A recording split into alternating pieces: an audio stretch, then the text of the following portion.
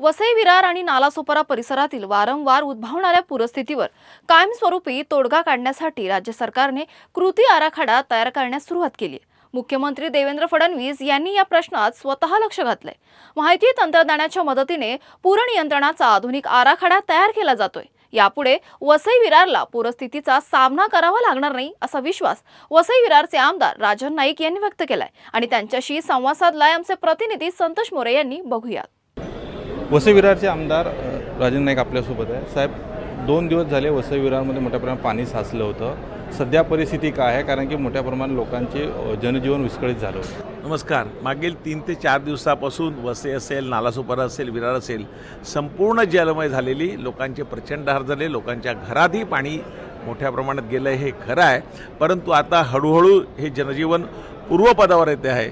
माननीय मुख्यमंत्री महोदयांनी कालच निवेदन केलं आणि आजही मी आत्ताच माननीय मुख्यमंत्री महोदयाची भेट घेतली आणि पुढील आठवड्यामध्ये अशा प्रकारे भविष्यात लोकांना त्रास होऊ नये, वसई जलमय होऊ नये, विरार जलमय होऊ नये, नालासोपारा जलमय होऊ नये म्हणून काय काय उपाययोजना करता येतील, निरी आणि IITचा अहवाल जो आहे त्याचे इम्प्लिमेंट कशा प्रकारे करता येईल यासाठी पुढील आठवड्यामध्ये एक बैठकीचं आयोजन माननीय मुख्यमंत्री महोदयांनी केलं आहे आणि मला विश्वास आहे माननीय मुख्यमंत्री महोदयांनी आता लक्ष घातलं आहे, त्यामुळे निश्चितपणे या वसईचं भविष्य उज्ज्वल आहे।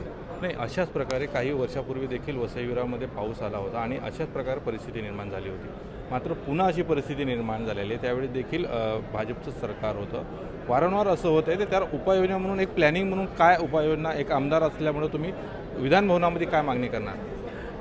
माननीय मुख्यमंत्री महोदयांनी बैठकीचं मी आपल्याला सांगितलं, निरी आणि IITचा जो अहवाल आहे, जो त्यावेळेला पूर परिस्थिती निर्माण झाल्यानंतर, पूर आल्यानंतर जो आलेला, त्याचं इम्प्लिमेंटेशन कसं करता येईल, त्यासाठी निधीची उपलब्धता MMRD असेल किंवा राज्य सरकार असेल याच्यामधून कशा प्रकारे करता येतील आणि त्याचं प्रॉपर इम्प्लिमेंटेशन कसं करता येईल ह्या संदर्भात माननीय मुख्यमंत्री महोदय निश्चितपणे निर्देश देतील।